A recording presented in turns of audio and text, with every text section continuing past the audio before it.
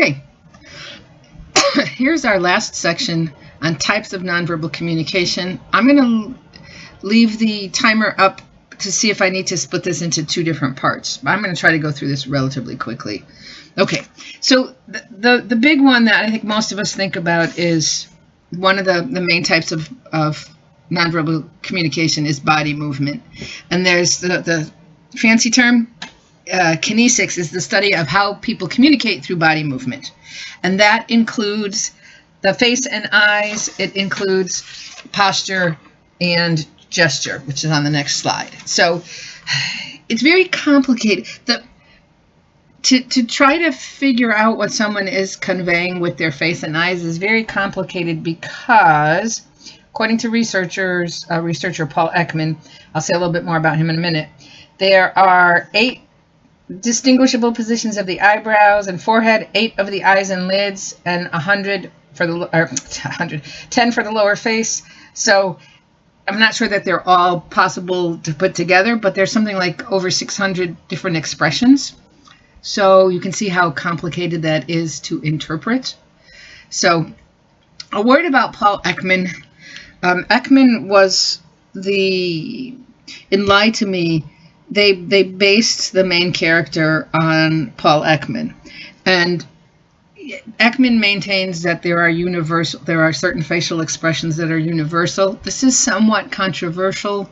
Again, it's one of those experiments that has been challenging to replicate. So the idea that we can tell when people are lying, or the idea that we can interpret what people's facial expression means, might not be as clear as the book is making it out to be. Okay, so then there is the actual study of how the eyes communicate. This is a really tricky word, acholesics. Okay, so we know that looking at someone indicates that you are interested in them and possibly that you like them. However, if you've ever, when you were younger, if you acted out in class and you noticed that the teacher fixed you with the stink eye, it meant that he or she was interested in you, but probably did not like you very much at that moment. So it doesn't always indicate liking. But in the United States, at least, if we make eye contact with someone, that indicates that we like the person usually. And when people make eye contact with us, we tend to like them because we feel that they are honest. If someone avoids your gaze, you think, what are they hiding? That's in the United States. In other cultures, especially Asian cultures, making eye contact, especially if you are of a lower status, that is just not done. Like a child would not make eye contact with their parents. An employee would not make sustained eye contact with their employer. That's considered challenging. I know in a lot of primates, chimpanzees, that is a challenge. So it's definitely culturally based. Okay, posture. The book goes into, there are a lot of expressions about posture, but you can sometimes pick up on how someone is feeling by their posture. If they're feeling kind of beaten down, and they might be, not crawling along the ground, but a little bit hunched over. And if they're feeling confident, they might be standing up with shoulders back. So frequently we can get some information about how a person is feeling based on what their posture is. Gestures, interesting. When someone fidgets, what does that mean? So I don't know, if you're a knuckle cracker, or you're a hair twirler, or you I don't know, other things that people do when they're nervous. You drum your fingers. Does that mean you're nervous?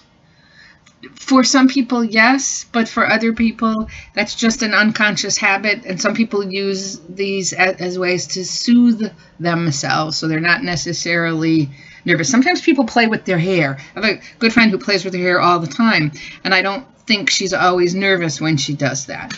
Okay. Gestures can indicate power and status. interesting. I had a quote for you if I could find it. You can't find it, of course. I know what I was going to say. In Amy Cuddy's video, she talks about I've just won the race, and so your chin is lifted and your hands are up in a V.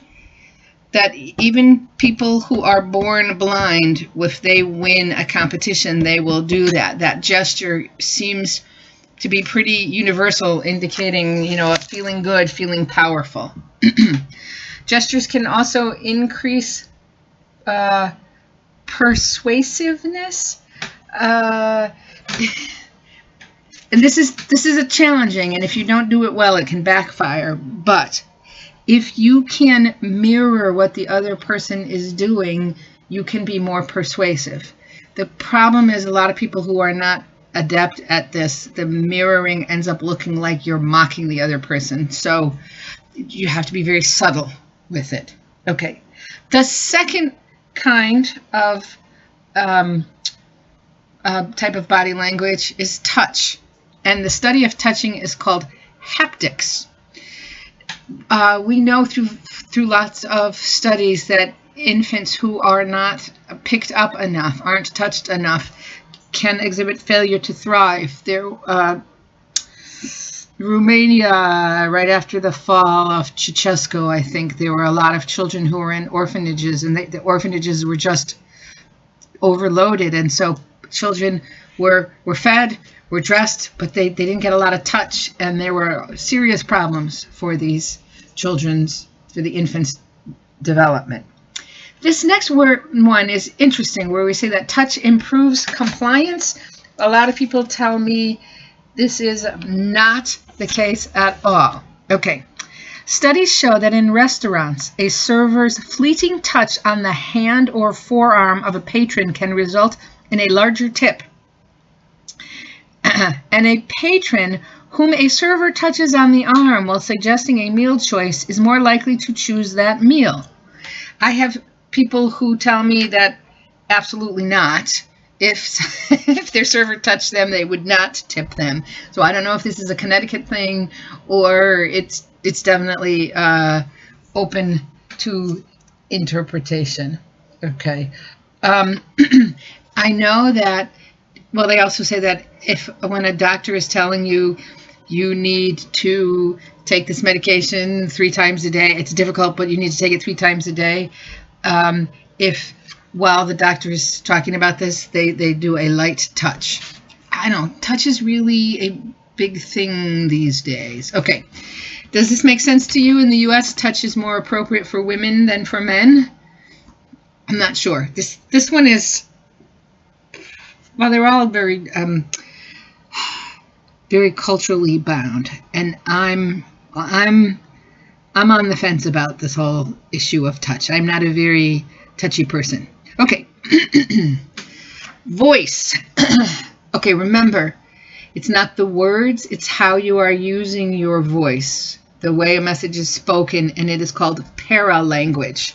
So it's how fast you're speaking. Excuse me, the tempo, what words you are emphasizing, the pitch, in a higher voice or a lower voice, the tone, are you saying it sarcastically or seriously or teasingly, the volume, how loud, and then accent.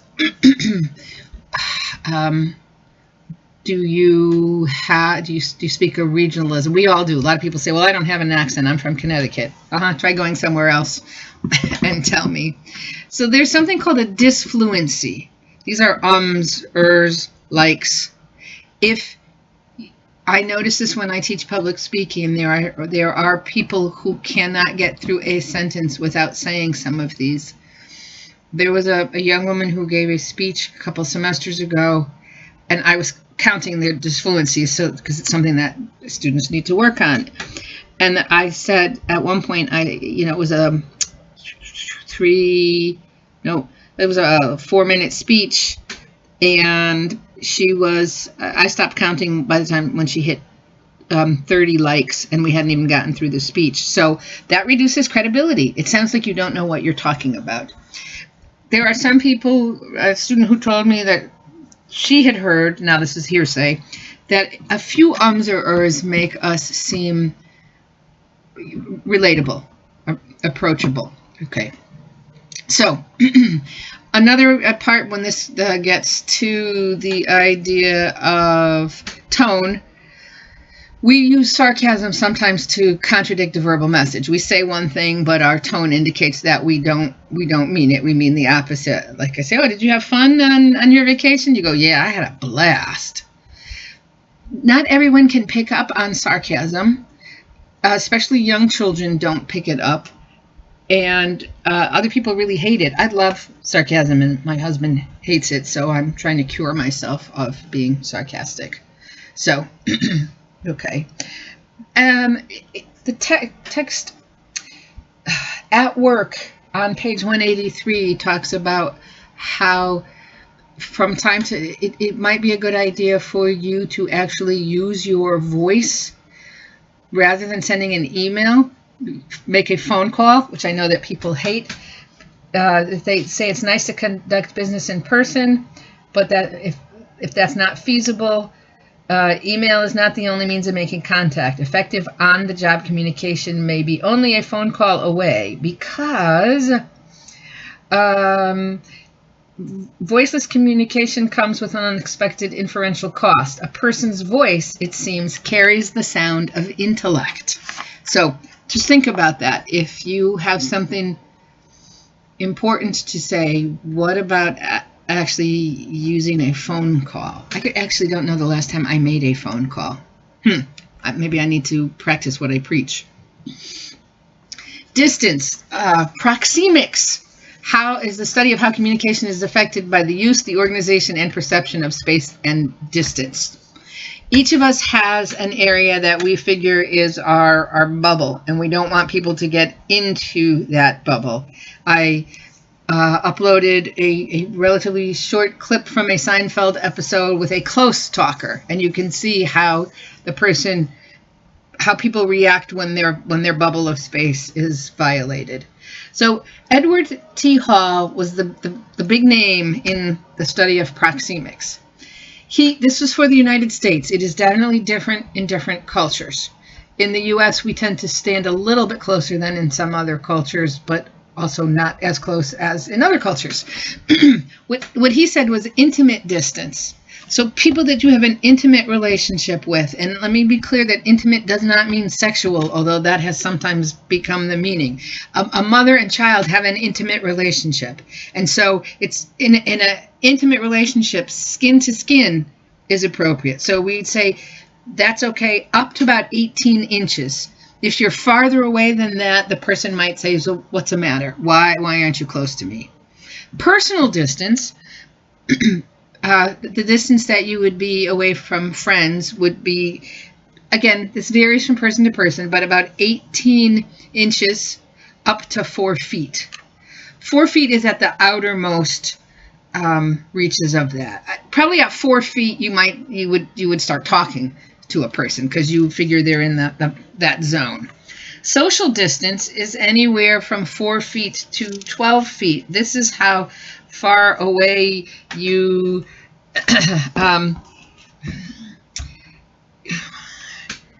in a typical classroom, I don't want to be farther than 12 feet away. In fact, I don't like teaching in room 201 because it's stadium seating, and the distance between the teacher's, the instructor's desk where the computer is and the first row is, I don't even think it's 12 feet, but it's just too far away. Okay, so public distance is, let's see, two-way, when it's more than 12 feet, two-way communication is a little bit difficult. So, think about what you do if there's someone that you don't know very well and they're closer to you than 4 feet. And I'm not talking about back in the day at the grocery store, people would be closer than 4 feet. I've had people bump it, like one guy kept rocking his cart and he kept hitting me in the back of the legs with his cart. Okay, but Someone that you don't know very well and they touch you, you're like, whoa, you've violated my intimate distance. This is only for certain people. This is actually a fairly popular social norm violation that students do. They try to get a little closer to people than, they will get well within 4 feet just to see how people react. Okay, I wouldn't do it because I'd be afraid someone would slap me or pull out a gun and shoot me. So, but if you're brave, go ahead. Territoriality is the area that is you consider your space. Think about those times when you have taken a class. Probably the first day you go into the classroom, we're taking a class in the classroom. So that first day you go in, you decide where you're going to sit, and that becomes your seat. What if you come in and someone is sitting in that seat? Right? Many years ago, I was doing an observation. And so I always go into the classroom and I say to the professor, where should I sit? And they almost always say, oh, sit anywhere. And so what I did was I sat on the far edge of the room and the first desk in that row.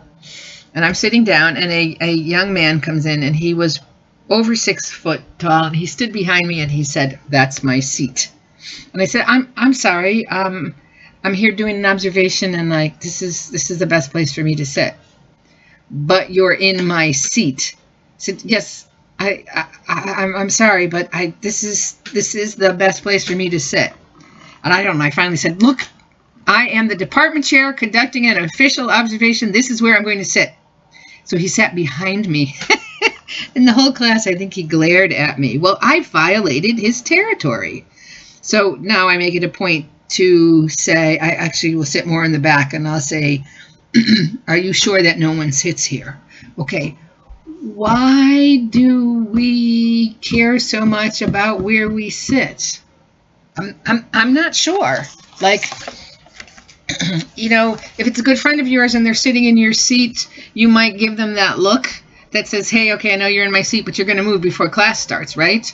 Okay. And it might be different. It's different if I'm sitting in your chair or if I come into your room. That's different territory. It's more, your room is more personal. Okay. Time, big one. Big cultural difference. So chronemics is the study of how humans use and structure time. And cultures are, for the most part, divided into polychronic or monochronic. The U.S. is monochronic. We have a time for something. If class starts at 10, you need to be in class before 10 because I will start at 10. I might be a little bit looser about the end of class, but class will start on time. Polychronic societies, cultures are a little bit more, 10, a little bit after 10, doesn't matter. Okay. In a monochronic culture, if you have power, you can make someone wait. If you are the person conducting the interview, you can be late, right? I'm gonna go see my dean, and she's late. I'm like, well, okay, she's the boss. She gets to make me wait, but I would never make her wait because that's an indicator of status. Okay, even within a culture, the rules of time can vary. I like to say to students, what does it mean for you to be on time? Let's say on time for work. Are you there exactly on time? Are you there a few minutes early? Are you there several minutes early? What about class? What about an interview? Okay.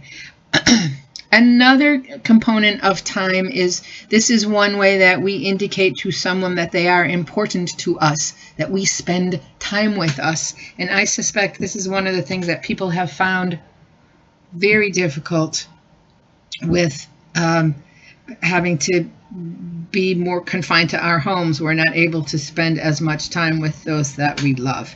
And having a Zoom call or a Google meeting, whatever that's called, it's not the same because we can't get close enough. Okay, just a couple more. Physical attractiveness. There is a great dark side of communication on page 188 that talks about the fact that our culture is set up so that if you are attractive, you get an advantage, and if you are not attractive, there is a disadvantage in terms of wages. Attractiveness is a cultural construct. What is considered attractive in one culture is not attractive in another culture. And I like the line, attractiveness can be controlled. I mean, number one, you can, there is such a thing as makeup.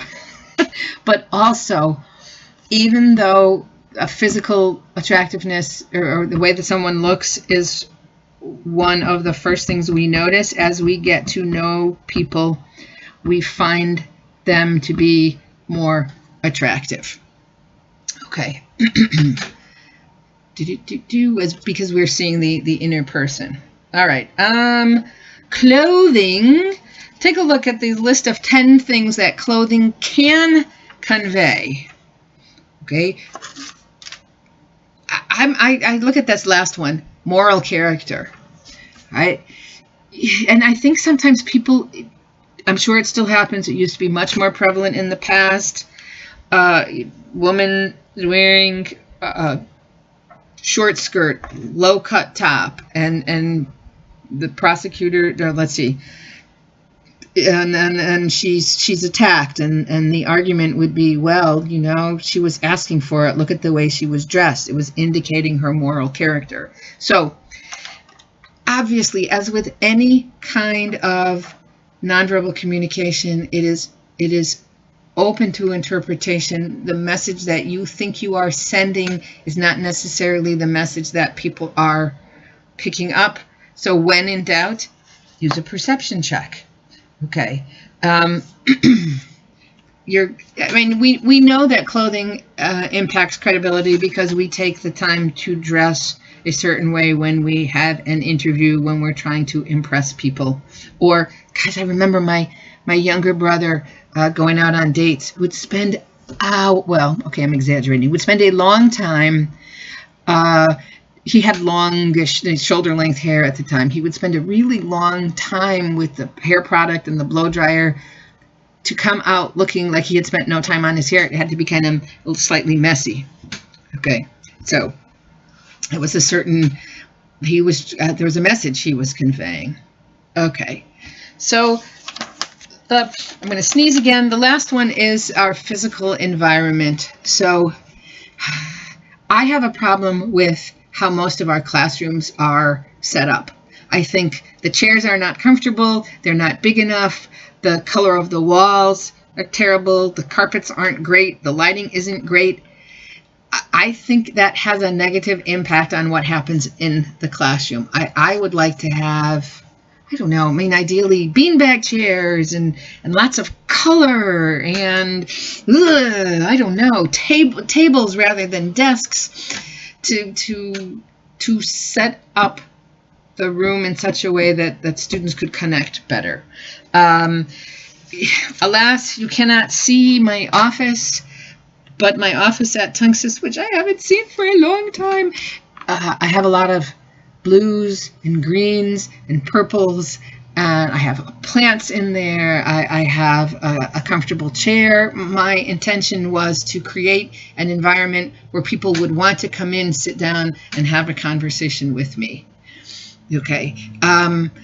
Think about places where when you step in, you say, wow, this is really inviting. Or places where you step in and you're thinking, I can't wait to get out of here. Okay, so there's way more that I could say about this, and it actually should be 9. What are the 9 types of nonverbal communication that were discussed in this textbook? So if there are any that you don't understand, please send me an email. We can talk about it on Monday if you want to. And this is nonverbal communication.